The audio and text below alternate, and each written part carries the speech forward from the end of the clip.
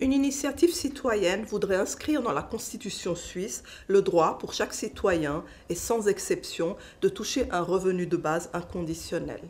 L'initiative a déjà recueilli plus de 100 000 signatures. Un droit comme ça, sans obligation en face, de l'argent donné gratuitement à des citoyens, cela pose beaucoup de questions dans le fond. Veut-on d'une population qui vit au crochet de la société? Peut-on imaginer des rentes garanties à vie sans aucune contrainte, sans travail en face? J'ai invité pour en débattre Eva Zaki, ma sœur, qui est conseillère financière et qui participe au groupe de récolte des signatures, et Julien Carte, qui est membre du comité d'initiative pour défendre éventuellement le projet de l'initiative du revenu de base. Donc on va débattre sans langue de bois à propos de ce thème très important pour la société, pour l'avenir. Julien Carte, vous êtes conseiller municipal en ville de Genève, donc vous défendez l'initiative. Est-ce que vous croyez à un droit de naissance? Est-ce que vous pensez qu'on veut des gens qui estiment que tout leur est dû, qu'une somme d'argent leur est due sans contrepartie? Alors non, c'est pas cette perspective-là, c'est plutôt de dire que puisqu'on existe, on a des besoins fondamentaux à respecter, qui doivent être respectés pour vivre dignement. Donc pour cela, il faut forcément qu'on ait, je dirais, un revenu de base qui nous permette de répondre à ces besoins pour, comme c'est formulé dans l'initiative, donc participer à la vie publique et vivre dignement. Oui, mais ce n'est pas une obligation de participer à la vie publique. Rien ne l'oblige. Disons, il n'y a pas de contrat. On est, comme le disait Aristote, un animal social, c'est-à-dire que l'être humain, par définition, il s'inscrit dans la société et de ce fait-là, il prend part à la vie sociale. Alors simplement, ces besoins ne sont pas forcément reconnus, ou alors liés à une rémunération, un salaire, ils sont liés à ça, alors qu'ils pourraient très bien être liés simplement au fait d'exister. Donc on pourrait ne plus devoir justifier du fait qu'on n'a pas les moyens de travailler pour pouvoir voir nos besoins respectés. Eva, est-ce que toi, tu es conseillère financière depuis des années à Genève? Tu t'es beaucoup impliquée dans les récoltes de signatures, donc tu crois dans le revenu bas. Est-ce que ce n'est pas une vision trop idéaliste? Oui, alors moi, ce que je crains, après aussi avoir profité pour sonder la population pendant les récoltes de signatures, c'est qu'un des arguments fondateurs du revenu de base, c'est justement qu'on veut valoriser un travail non rémunéré, mais socialement très utile. Évidemment, ces personnes, une fois libérées du sentiment d'injustice, pourraient justement effectuer ce travail et investir ce champ économique non rémunéré. Eh bien non, parce que le revenu de base prévoit l'inconditionnalité de la rémunération. Ça veut dire oui, on veut valoriser ce travail non rémunéré, mais en aucun cas on ne veut être obligé de le fournir en échange du revenu de base, et on veut inscrire dans la loi cette non-obligation à travers le caractère inconditionnel du revenu de base. Alors il y a un t-shirt des militants sur lequel on dit voilà, faire l'amour, cultiver des légumes et puis nager, c'est aussi des occupations tout à fait nobles et correctes qu'on peut faire pendant qu'on touche le revenu de base. Qu'est-ce que vous en pensez, Eva? Alors justement, qu'est-ce qui est socialement utile? Est-ce que si je promène mon chien, c'est socialement utile? Est-ce que si je fais de la peinture sur porcelaine, c'est utile à la société? Là, on rentre dans des définitions très vastes. Et le revenu de base ne prévoit pas de définition. Julien, si on ne sert pas la collectivité, est-ce que on n'est pas en train de tomber dans une sorte d'individualisme de gauche? Non, je ne pense pas, parce que toute activité, par définition, toute activité sociale sert la collectivité. Donc je prends un exemple... Ah non, pas toute. Sociale, activité sociale, donc qui sort de l'ordre purement individuel. Mais même une famille, à l'intérieur de la famille est une entité sociale, puisqu'elle permet l'éducation, qui ensuite va former des citoyennes et des citoyens pour créer de la richesse. Donc même la famille, s'occuper de ses enfants, vous avez parlé de s'occuper de son chien, mais il y a d'autres activités dans la famille, j'espère, comme par exemple l'éducation des enfants, qui est l'apanage des femmes encore. On cite toujours cet exemple, mais si j'aime faire du bateau, j'aime aller, je sais pas, j'aime aller à la chasse, j'aime lire... Voilà, ces activités-là, ce temps de loisir, malheureusement, il est réduit à portion congrue dans nos sociétés, puisque c'est la norme travail qui prend en fait toute la place. Donc l'idée de se dire qu'on va séparer activité rémunérée et revenus permet de se dire les gens seront plus libres pour s'adonner dans un travail qu'ils auront choisi, qui va les épanouir, et dans leurs loisirs seront aussi plus épanouis puisqu'ils auront peut-être plus de temps aussi de penser à ça. En dehors du stress lié au travail, il y a des pourcentages élevés à toutes ces burn-out qui existent, ces maladies liées au travail, qui font que quand même dans cette société, on n'arrive pas à être performant, je dirais efficace sur son lieu de travail, de moins en moins. Donc ça serait aussi pour redéfinir une société où la norme du travail ne serait plus celle qui prend toute la place.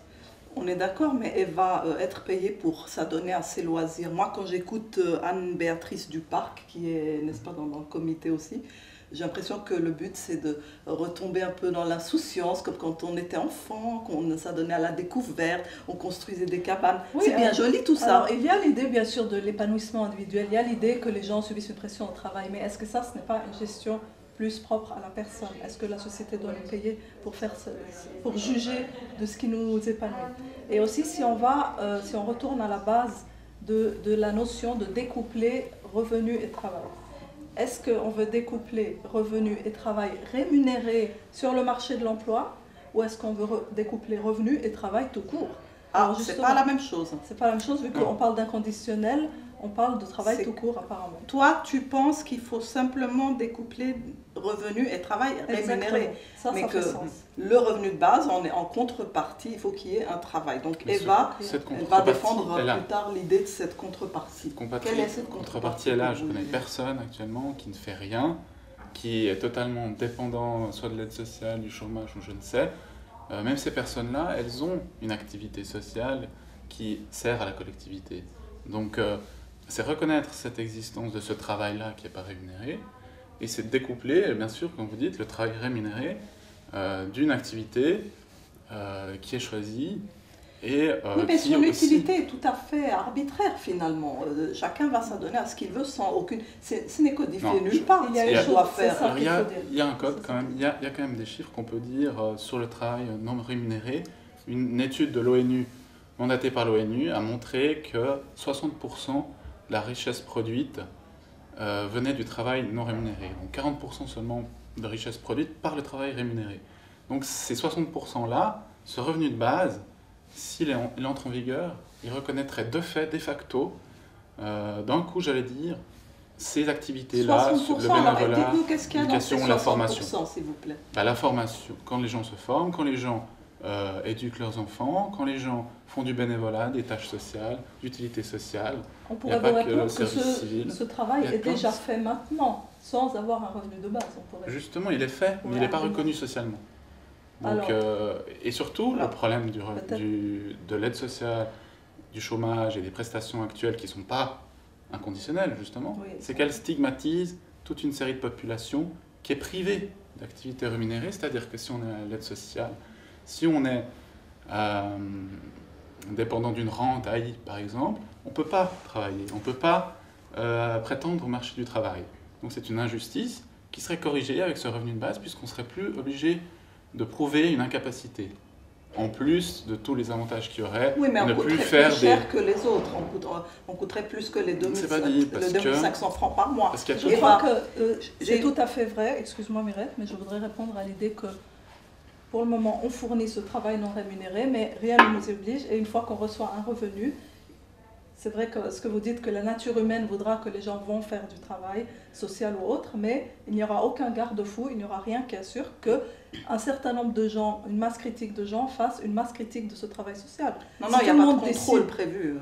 Si le marché du travail est en crise et que les conditions deviennent défavorables, les gens peuvent décider de dépendre du revenu de base. Un grand nombre de gens peuvent commencer à dépendre du revenu de base. Mais c'est l'idée. Alors, pardon, moi ce que je crains, c'est qu'il y a un très gros malentendu, un fossé énorme entre la droite et la gauche sur ce sujet. La droite cherchera à réduire ses charges sociales, tandis que la gauche, elle espère au contraire augmenter les prestations qu'elle va toucher par ce biais. Et c'est au moment où ça devient une loi que le malentendu va créer sûrement des très mauvaises surprises pour les uns ou pour les autres, à mon avis. Je ne crois pas, parce que tout le monde a y gagné, la gauche comme la droite. La droite, elle a aucun intérêt qu'il y ait une bureaucratie énorme qui s'installent à travers l'État pour aller contrôler qui a le droit à l'aide sociale, qui a le droit à toucher une prestation, là, ça serait toute la population qui aurait droit. Donc toute cette bureaucratie qui coûte de l'argent à l'État social disparaîtrait pour reconnaître à l'individu, à chaque individu, ses besoins et ce droit fondamental. Donc je ne pense pas que la droite est contre il y a plein de gens de droite La qui droite sont veut diminuer ses coûts sociaux, oui. Eh bien oui. Les si. coûts sociaux, Voilà, justement, quelque part, elle veut ce cotiser sera moins, des opérations l'employeur blanches veut cotiser pour les entreprises. C'est ce que le revenu de base part Donc, de l'idée qu'on sera en équivalence. Non. Alors, simplement, il faudra trouver le financement. on va parler du financement justement. Alors ça coûtera à peu près 210 milliards si vous multipliez 2500 francs suisses par une population de 8 millions de personnes. Mais 2100 francs, ce n'est pas exactement toutes les prestations sociales qui sont versées maintenant, qui sont d'un peu moins. Et donc il y aurait 30 milliards à trouver en plus. Et une fois qu'on trouvera les 30 milliards et qu'on arrivera à 2100 milliards, ça n'inclura pas encore les invalides et les vieux et les maladies et les accidents, tous ceux qui vont coûter un peu plus cher que les 2500 francs. Ça ne leur suffira sûrement pas, ils auront besoin d'aides supplémentaires. Où est-ce qu'on va trouver les 30 milliards? Alors, avant que Julien donne la réponse du revenu de l'initiative, pour moi, effectivement, ce n'est pas un problème philosophique. Si on arrive à dépasser le stade de dire c'est pas juste d'avoir un droit sans devoir, une rémunération sans travail, c'est un problème purement économique. En triturant les chiffres dans tous les sens, on arrive à un grand déficit et on part d'un projet qui est déficitaire à sa base. Pourquoi? Parce que, à moins d'une grande sollicitation sur les revenus moyens et supérieurs, à travers TVA, contributions directes, caisse de solidarité pour couvrir les suppléments que le revenu de base ne pourra pas couvrir, en plus de cotiser leur propre chômage, parce qu'il sera bien au-dessus de 2500 francs, à moins de solliciter ces revenus moyens et supérieurs de manière très forte, on n'y arrive pas. Donc on va aller taper dans les caisses des classes moyennes et des revenus supérieurs pour permettre à la population au sens large de bénéficier de 1500 francs par mois. Il y a plusieurs théories, il y a plusieurs propositions de financement. Je crois que ça sera débattu une fois que l'initiative sera acceptée, mais ce qu'on débat surtout maintenant, c'est le principe. Ça, c'est quand même une faiblesse, parce que non, les gens, ça les intéresse avant de citer. Je vais répondre. Ah oui. Donc je pense que quand on dit que c'est les classes moyennes, peut-être que certaines propositions de financement touchent les classes moyennes. Moi, je dirais que c'est surtout les hauts revenus et les entreprises qui font des profits mirobolants, mais qui finalement s'en prennent quand même aux salariés avec des licenciements, des restructurations. Donc on pourrait très bien prélever le revenu de base sur la valeur ajoutée nette d'une entreprise pour financer ce revenu. Avec aussi d'autres idées de financement à travers notamment la fiscalité, par exemple, la dégressivité de l'impôt, qui est quand même quelque chose qu'il faut corriger. Bon, ça veut dire que les taux d'imposition pour les plus hauts revenus vont augmenter. L'effort fiscal des plus hauts revenus va augmenter. L'activité économique, la valeur, il faudra la trouver quelque part. Mais voilà, c'est une opération qui va revenir dans l'économie. Voilà, cet argent sera reversé dans l'économie et direct, et ce ne sera pas un État social, une administration qui va en profiter. Je pense qu'il faut quand même que chaque catégorie sociale s'y retrouve et il faut penser d'une manière réaliste pour tous, y compris pour les personnes plus riches, et pas seulement en faveur des personnes qui vivent avec peu de moyens, ou celles qui choisissent de vivre. Maintenant, parlons des invalides, de ceux qui ont des problèmes, maladies, accidents, etc., vieillesse. Ceux-là, ils auront besoin de plus que le revenu de base. Donc, à un moment ou à un autre, on va arriver au fait que l'État va devoir s'endetter davantage. Donc, l'État va creuser le trou de sa dette pour que l'État doit venir à la rescousse pour boucher les trous, entre guillemets. C'est le principe de l'impôt, quand même, hein, de justement redonner une certaine justice, un équilibre.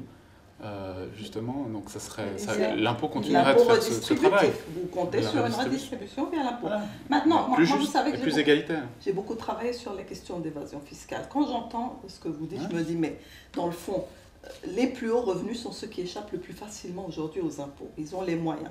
Vous avez des Genevois très fortunés ou des Suisses très fortunés. Cette loi, tout d'un coup, passe. Et se débrouillent pour avoir des arrangements qui ne sont plus redevables d'impôts ici. C'est sur qui que ça va retomber à la fin, la charge fiscale, le fardeau fiscal? C'est sur vous et moi, c'est sur la classe moyenne. C'est nous qui allons financer les personnes qui veulent toucher un revenu de base. Justement, c'est pour ça que cette mesure du revenu de base, cette initiative s'inscrit dans un large panel d'autres initiatives, d'autres propositions politiques, notamment contre l'initiative qui est aboutie actuellement contre les forfaits fiscaux, le salaire minimum, plus égalitairement, les richesses de notre pays. Donc c'est clair que ce n'est pas le revenu de base qui va changer le système économique actuel. C'est pas une question de chiffres à la fin. 1 plus 1 égale 2. Je veux dire, si on ne s'y retrouve pas et que ça va coûter plus de 210 milliards, à un moment donné, ça sera pris à quelqu'un. Donc un privilège qui va coûter à la population au sens large. Comment tu réagis à ça? Tous ceux qui sont en faveur du revenu de base et qui veulent le voir passer, mais en plus durer, s'inscrire dans la durée, diront qu'il faut qu'il soit bien pensé à la base de ce point de vue-là. Parce que beaucoup de gens dans l'initiative disent non, nous, on n'est pas dans les chiffres. Nous, on ne s'abaisse pas à parler financement. Non, j'exagère un peu, mais disons que cet aspect-là n'est pas très clair dès le départ. Comment assurer la pérennité du projet?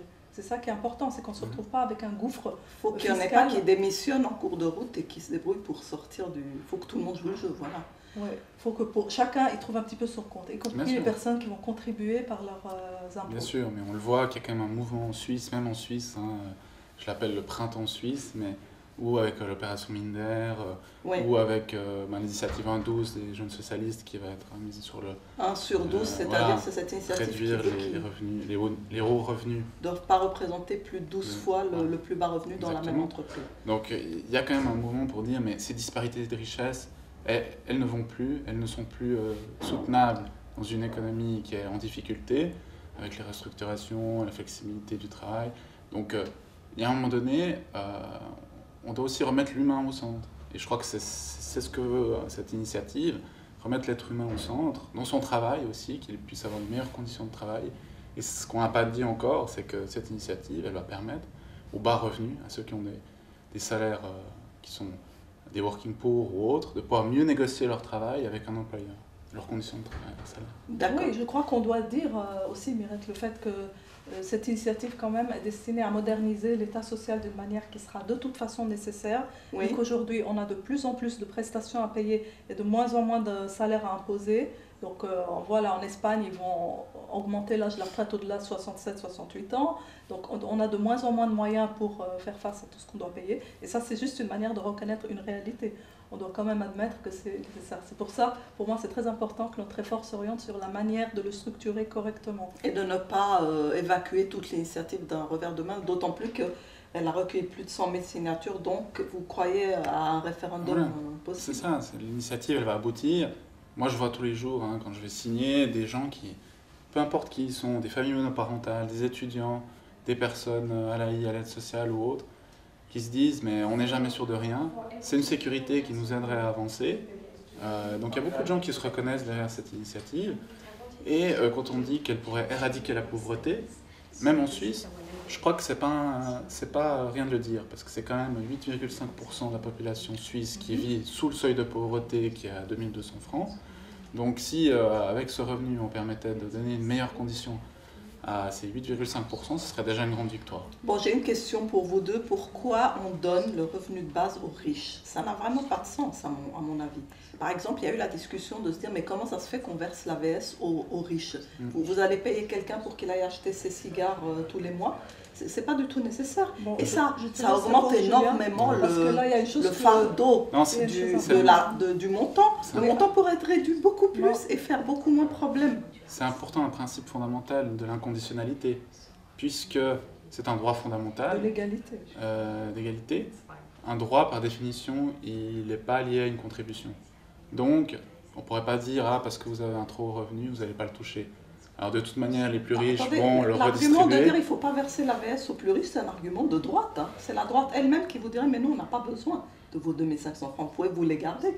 Parce que c'est clair que pour eux, finalement, ça fait moins d'impôts ou moins de cotisations de l'autre côté. Parce que de toute façon, vous allez leur faire payer les Justement, de dire que tout le monde a le droit. Je ne suis pas d'accord, je suis désolée. Là, il y a une mauvaise compréhension du principe du revenu de base. Quelqu'un qui gagne 10 000 francs, son travail valait 10 000 francs net donc, ou brut. Maintenant, il aura 2 500 de revenus de base et 7 500 pour son travail. Le même travail qui lui faisait gagner 10 000 francs avant. Donc c'est un sacrifice. Pourquoi il le fait? Pour pouvoir un jour toucher le revenu de base, s'il en a besoin, Donc, il a aussi C'est comme ce une droit. assurance pour lui. C'est une assurance perte de gain, si on veut. Mais Globale et universelle. Ça coûte beaucoup plus cher. Donc, pour assurer cette exhaustivité, cette couverture De facto, celui qui totale, gagne un salaire maximale. au-dessus du revenu de base permet à ce que tout le monde puisse toucher le revenu de base, mais y compris lui-même. Bon, Ça qu'est-ce coûte que plus vous... cher, mais c'est un investissement social pour, Mais pour non que- discriminé, pour un partage. un peu à l'aveugle, enfin, sans faire de catégorie. Et alors voilà, Ouais. ça coûte. Et surtout, ça évite la stigmatisation sociale des personnes qui ne pourraient pas, qui n'accèdent pas au marché du travail actuellement. C'est difficile en tant que personne à l'aide sociale, au chômage ou autre, de se dire au chômage, à l'aide sociale, parce que on stigmatise, on n'a pas la même valeur quand on est salarié ou pas. Donc c'est aussi de dire, mais Et là, voilà, c'est comme l'uniforme dans les écoles, tout le monde est pareil, tout le monde est à la même enseigne, on ne fait pas de... voilà, le socle est le même, et après les gens Mais ça peuvent créer leur masque une entreprise. réalité. Chacun choisit combien il veut gagner C'est au-dessus. masquer une réalité. Ouais. Ça masque pas une réalité, ça met sur un pied d'égalité. Après, libre à chacun de s'engager, créer son association, créer son entreprise, créer une valeur pour la société à travers ses capacités, son envie. Elle peut faire une formation, elle peut... Vous savez, moi j'ai été étudiant pendant 30 ans, maintenant j'ai trouvé un travail, j'ai fait plein de petits boulots, j'ai même fait plusieurs travaux dans le social généralement, mais j'ai pas l'impression, même si j'ai pas récolté des millions, n'avoir rien fait, n'a rien produit comme valeur sociale, économique. Donc si j'avais eu un revenu de base, ça m'aurait donné un socle qui m'aurait permis d'éviter de demander un peu d'argent aux parents. C'est ce qu'on aimerait tous, vous savez, Julien. Je ne suis pas allé à l'aide sociale ni au chômage, j'ai eu cette chance d'avoir un peu d'aide autour de moi, de pouvoir trouver des petits travaux comme ça. Mais cette précarité-là, elle vient aussi en Suisse. Qu'est-ce qui est socialement utile? Est-ce que quand je me forme, après si je n'utilise pas cette formation dans un... Mais ça, la collectivité entière investit dans la formation, c'est déjà le cas. C'est déjà le cas. C'est reconnu, c'est un investissement collectif. Qu'est-ce que vous répondriez à un Africain qui touche 60 $ par mois, c'est-à-dire qu'il est au-dessus du seuil de la pauvreté, en échange d'un travail, en lui indiquant que vous, Julien, vous estimez qu'ici on a le droit à 2500 francs par mois pour ne rien faire? Bon, il faut je provoque un peu. Oui. Je provoque un peu, mais il y a des gens qui sont en dessous du seuil de pauvreté, qui touchent 60 $, 50 $ par mois en échange d'un travail. Comment vous justifiez ça vis-à-vis de ces populations dans le monde qui vont voir les Suisses toucher 2500 francs sans travail en contrepartie? Je pense qu'on doit montrer l'exemple. On doit montrer l'exemple d'une redistribution. Mais ils n'ont pas les moyens. Ils n'ont pas les moyens. C'est pas praticable. Il y a les working poor en Suisse. Tu sais, Mireille? Oui, mais ils ne sont pas aussi pauvres que les Africains. Ils seront moins pauvres que les Africains parce qu'il n'y a pas de salaire minimum pour le moment. On essaye d'en créer un. Donc il y a des gens qui touchent 1500 francs pour faire du travail d'usine ou autre travail ingrat. Oui, c'est une proportion moindre que dans beaucoup d'autres pays, puisque c'est un des pays ici qui a le PIB par habitant le plus élevé au monde. Mais il y a les plus grandes inégalités, puisqu'il y a des gens qui travaillent sur les chantiers ici à Genève pour 7 € de l'heure. Donc on a aussi les problèmes en Suisse. Je crois qu'il faut essayer justement de tirer vers le haut la condition des plus faibles, plutôt que de comparer avec des pays africains où on espère qu'un jour pourront aussi mettre en place le revenu de base, puisque c'est une allocation qui se veut universelle. Je ne sais pas si tu as vu quels sont les autres projets de revenu de base dans le monde, mais c'est souvent dans les pays africains. En Afrique, donc en Namibie, l'exemple namibien. Oui, il n'y a que la Namibie en Afrique. On a fait cette expérience, malheureusement, elle n'a pas duré au-delà de 2 ans. Et puis c'est financé par des fonds humanitaires, il faut préciser. Des dons de l'Église. Il ne faut pas oublier. Là, on est dans l'humanitaire et c'est vraiment une population qui a besoin, qui était vraiment... Alors que les Suisses, ça reste quand même, s'il y a des inégalités, comme vous dites, ça reste quand même une population relativement plus aisée. Bref. Eva, tu as soutenu en préparant l'émission qu'il faudrait dire oui à une contrepartie. On ne peut pas dire qu'il n'y a pas de contrepartie. Il faudrait assurer un travail social minimum en face du revenu de base. Tu veux nous expliquer ce que tu proposes? Voilà, exactement. Donc ma proposition serait qu'on accepte l'idée que pour que le revenu de base soit soutenable à long terme et viable économiquement, il faut que les personnes en capacité de gain, en capacité de travail, non pas les invalides ni les personnes trop âgées, qui ne participent pas, qui ne contribuent pas à alimenter la caisse du revenu de base, s'engagent à fournir un certain nombre d'heures de travail social, surtout dans les secteurs en pénurie, Par exemple, on sait que le revenu de base pourrait créer une pénurie dans certains secteurs économiques ingrats où plus personne n'aura envie de faire ce travail. Comme la voirie, etc. Là, il faudra justement élever les prestations. Il faudra, mais on ne peut pas garantir que si manque mais ça coûte aussi. C'est l'offre et la demande. Tout le temps dire que ça coûte, mais ça, c'est l'argent du contribuable aussi qui va permettre d'élever des prestations. Justement. Ça serait si on pouvait élever les prestations. Ce qui compte, c'est la liberté de pouvoir choisir ou non un travail. Actuellement, les personnes sur le marché du travail, malheureusement, elles sont contraintes souvent d'accepter des travaux qui ne correspondent pas à leur formation, qu'ils n'ont pas choisi. Et ça, c'est une inégalité fondamentale. Donc le revenu de base veut justement pallier à ça. Pour dire, mais on ne peut pas, si on veut rendre les personnes autonomes, dire, mais vous devez faire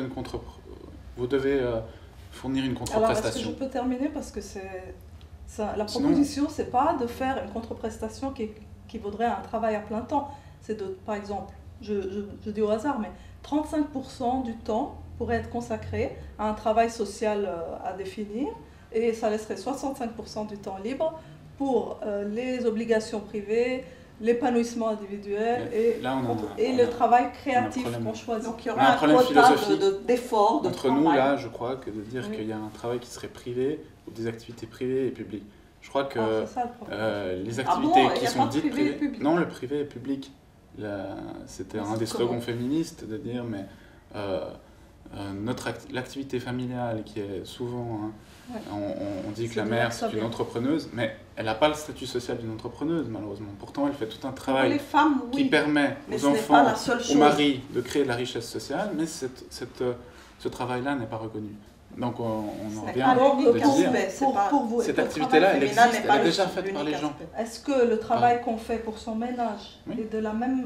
C'est une activité et de la même utilité sociale que ce qu'on fait pour toute la collectivité. C'est même plus grand, parce que s'il n'y avait pas cette activité-là, il n'y aurait pas l'autre qui serait possible. Si vous ne faites pas de l'éducation d'enfants, si vous ne faites pas le ménage dans l'appartement, si vous...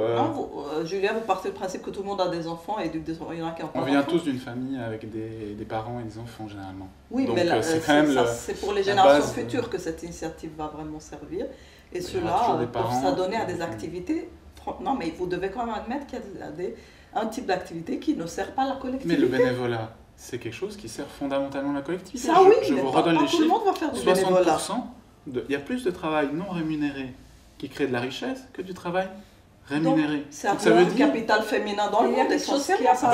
C'est ça qu'il faut changer. On doit définir clairement qu'est-ce que la collectivité et qu'est-ce que le travail social, parce qu'il faut qu'on mette des définitions dans cette loi. Justement, cette initiative permettra de redéfinir qu'est-ce que c'est le travail, quelle activité. Est-ce que c'est prévu dans l'initiative qu'on redéfinisse? Non, dans le concept. Moi, j'ai pas lu. Non, mais on doit dire que si maintenant moi je vais m'adonner à ma passion de la calligraphie, est-ce que je fais un travail socialement utile pour lequel je dois être payé par la société? Bien sûr qu'il faudra préciser tout ça. Bien sûr, il y a des activités. Julien, vous pensez qu'il n'y aura pas d'abus? Vous pouvez maintenant me dire dans les yeux, il n'y aura pas d'abus du revenu de base, tout le monde va se montrer quand même actif, enthousiaste, responsable, se montrer, avoir envie d'être utile, spontanément. On a enlevé l'idée d'abus en disant qu'il est inconditionnel. Ça veut dire que les gens peuvent rester à la maison, ne pas bouger, et ce ne sera pas de l'abus, n'est-ce pas? Actuellement, il risque d'avoir des abus. Oui, mais c'est le regard que la société va porter. Il peut juger qu'il y a abus. C'est pas parce qu'on a dit qu'il est inconditionnel et qu'il est donné sans condition que des gens ne vont pas estimer que d'autres sentir trop bien utilisent ça pour ne rien faire. Ce que Julien disait, c'est que les personnes vont de leur propre initiative faire des choses parce qu'elles le font déjà. Oui, parce qu'elles le font. Même quand on est à 100%, on produit une richesse non rémunérée en dehors, à moins d'être totalement déconnecté et de vivre dans sa bulle. Donc, simplement, les gens pourront réduire le temps de travail, pourront s'adonner plus à des activités qui sont bénévoles, mais qui servent directement à l'économie. Voilà, ça va être très variable, mais on ne peut pas nier que dans le cas des allocations chômage ou de l'assurance invalidité, il y a une part d'abus. Après, il peut y avoir débat si c'est une grande part ou une part infime et marginale. C'est un débat entre droite et gauche, hein, mais ceux qui financent ça, que ce soit par les impôts ou par la TVA ou par n'importe quel biais, vont avoir un regard sur l'utilisation que font les gens de leurs revenus de base. On ne peut pas l'éviter, même si on dit que c'est inconditionnel et qu'il n'y aura pas d'abus, et qu'on ne va pas juger les gens sur les abus éventuels. Que dès le départ, il faut présenter l'initiative comme ça c'est ma vision et ma proposition, comme étant fournissant une contrepartie qui soit justement un travail qui permet de non pas régler mais répondre à plusieurs problèmes. Le financement manquant, le risque d'un fardeau trop élevé sur les revenus moyens et supérieurs, le risque d'endettement de l'État social, Ça, c'est important, risque, l'endettement. oui, que certains emplois perdent leur activité. Là, on aura des personnes qui seront dédiées à ces travaux. Et le fait que, oui, c'est 30 milliards qui manquent.